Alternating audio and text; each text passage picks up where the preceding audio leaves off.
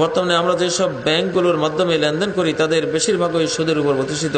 এসব ব্যাংকে লেনদেন এর অনুমতি কি এবং চাকরি করার বিধান কিনা?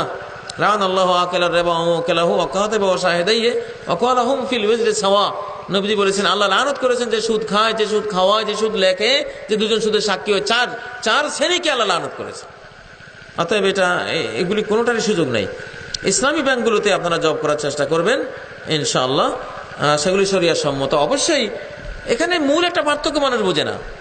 কনভেনশনাল ব্যাংকগুলি হলো লোন ভিত্তিক, আর ইসলামিক সকল ব্যাংক হলো বিনিয়োগ ভিত্তিক। ওখানে কোনো লোন নাই, ওরা বিনিয়োগ দেবে।